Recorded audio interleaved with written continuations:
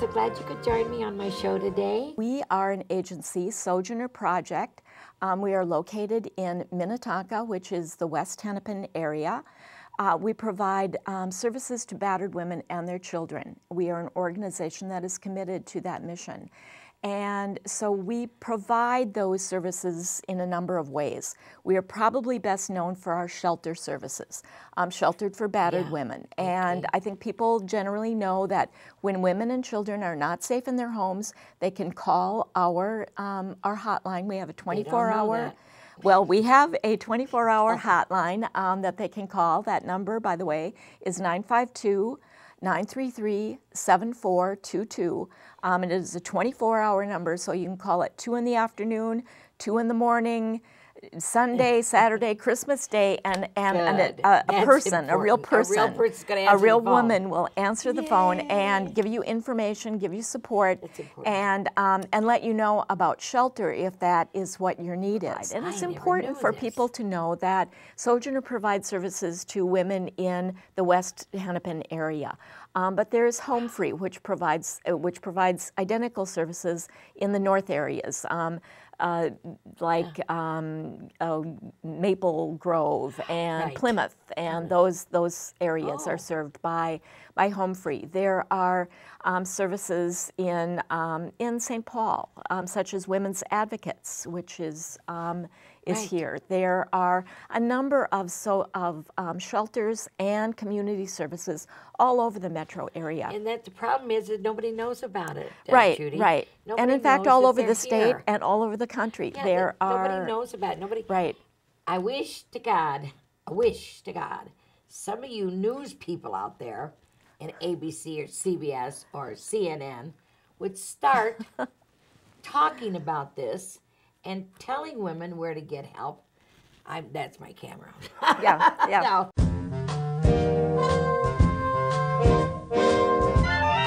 Good afternoon. I'm so glad you can join us today. I have been so fortunate to have met this lovely Anne Picard. She has written a book.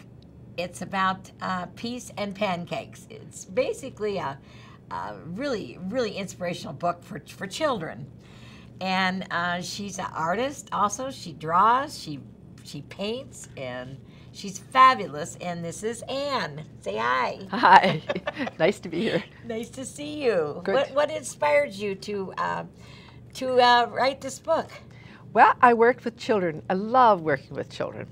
And I worked with children for many, many years, and I could sense there was nothing on the shelf that could help them figure out what to do when they find themselves being like a victim in a situation in which somebody can be hurtful and insensitive and all those kinds of things.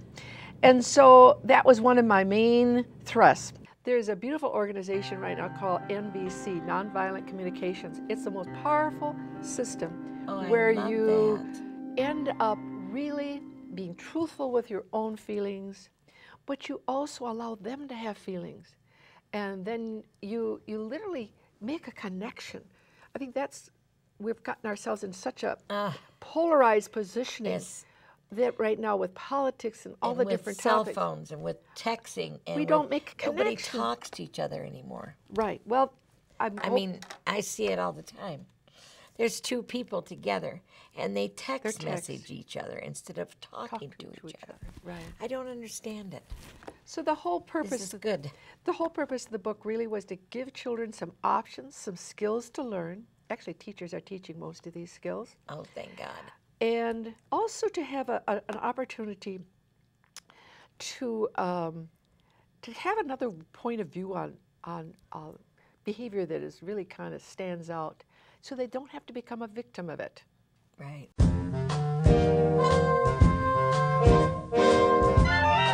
Hi, good afternoon. I wanted to welcome you to my show today. This is Breaking My Silence, Minnesota View. What happened, like when you were a young girl? Did you fall into like a horrible type of life that I was in when I was young, or what happened to you as a young child?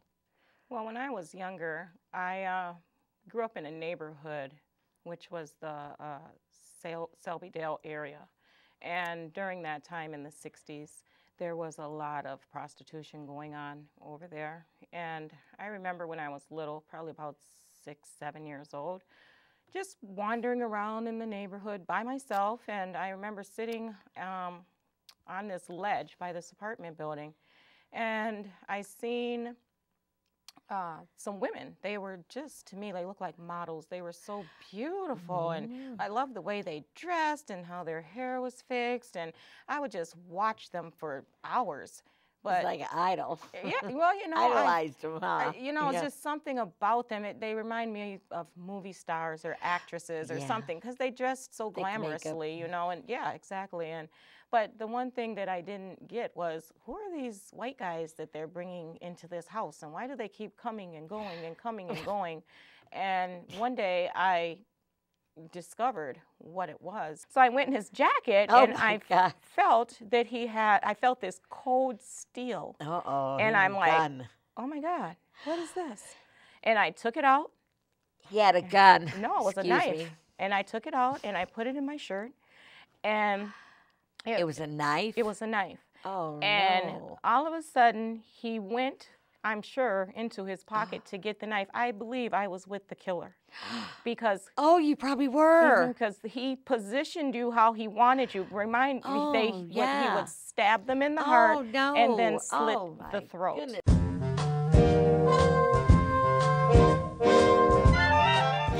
Hi, good afternoon. I'm so glad you could join me today. You know, I'm Janie, and you know I have a show here at SCC in White Bear Lake. Faces on the Clock. Isn't that cool? His name is Larry Bowers-Gandon. And I just thought, can you see that? I just thought that was so cool. And I met his son, one of his sons. He's fostered many, many children. He'll tell you how many in a minute. Anyway, I would like to introduce you to Larry. This is Larry. And say hi, everybody. Hi, everybody. So I'd like to ask you, Larry, what motivated you to write a book? Strictly by accident, in 1967, I got an opportunity to work with what the Department of Corrections called pre-delinquent teenagers. Uh-oh, pre-delinquent. Whatever the heck that means. On the streets. Oh, wow. That must have been interesting. So it was, especially when I was working undercover for the department and the county probation department. Oh, wow. I don't think the kids knew that, but no. And we had a drop-in center, and they would, you know, scream and yell and whatever about parents or school or whatever it happened to be, and I was supposedly supposed to make suggestions as to how they could deal with these. I'm 20 years old, what do I know? I don't know if it was a formal or just one that they were pushing informally, that teenagers that were going into foster care had so much time, whatever that meant, a reasonable length of time to make some changes, or they were going to be thrown out of foster care. Oh, no. Well, where would they have gone? In that days, there was at least 10 teenagers that committed suicide in 10 weeks, 10 consecutive weeks. Oh, my Lord.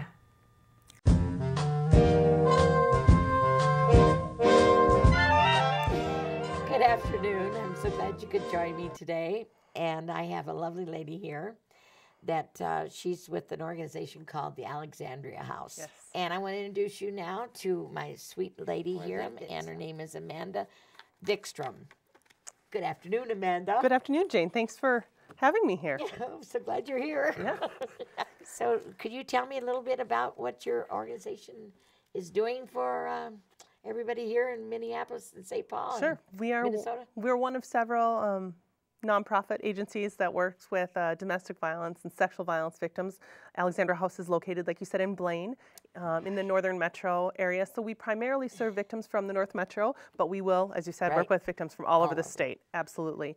We're working with around 3,000 victims a year, between primary victims and secondary victims of sexual violence or domestic violence. So sadly, the need is out there, and our agency has seen an increase in 26% more services to victims over the past 2 years. So, don't you people see how horrible this is? What's going on out here in our country? The whole country is. It's a crisis. It is. It's an epidemic. It's a public health epidemic. Absolutely. And there are a lot of great organizations in the Twin Cities in Minnesota, like ours, and that can help victims of domestic violence and sexual violence. And I would just encourage, if you're going through this, to pick up the phone and call, and we can connect you with. What's your phone number? Our 24-hour crisis line is 763-780-2330, and you can call us and we can direct you to a program that's closer to your home. If we're not the ones, if you'd rather work with somebody closer to your home, we can certainly direct that call.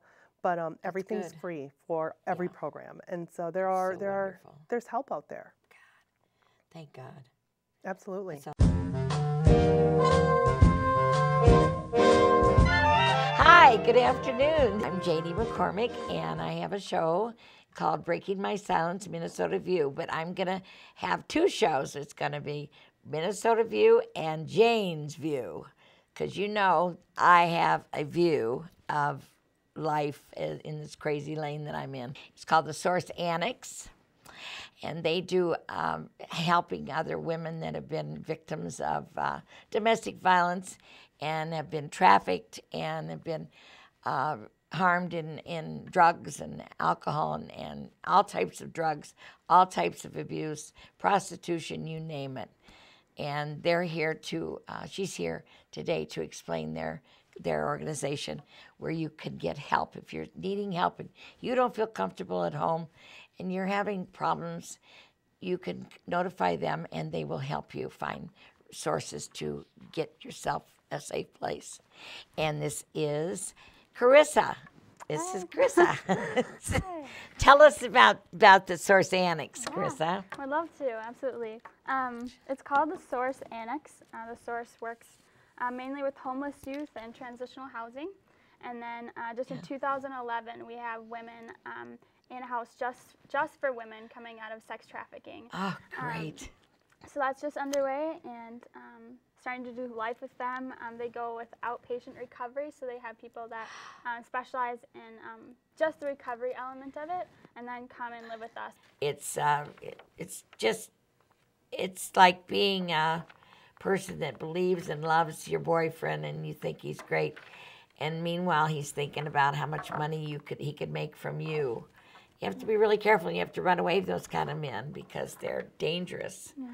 And you're going to end up in drugs and beaten and abused. And it's just going on all over the place. Yeah. It's terrible. Yeah, it's not just Minneapolis either. Like, I'm from Cambridge, Minnesota, so an hour north of here. Small town. And, one of the biggest sex trafficking rings they just busted was, in the Dakotas, in a really tiny rural, so it's a Somalian. So it's not just inner city urban work. I'm from an hour north, and that's where I started. That's why I found out about this. So if you don't think you're exposed, or the average American lives within 19 miles of it happening. And that's the average American. Did you hear what she said? Within 19 miles of it happening. So there's a lot of people in Minneapolis, definitely, and it happens there all the time. But you can always take part in it. It's happening everywhere. So. Okay, good. That's good to know. Everybody needs to know that. I hope you will come in and watch my show again, because it's very important that there's so many messages. My message, my meaning in life, my whole existence is to get this message out that this is going on, that women are being exploited every day, every minute of every day.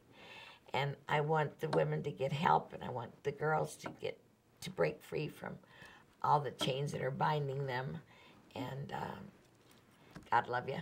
Take care.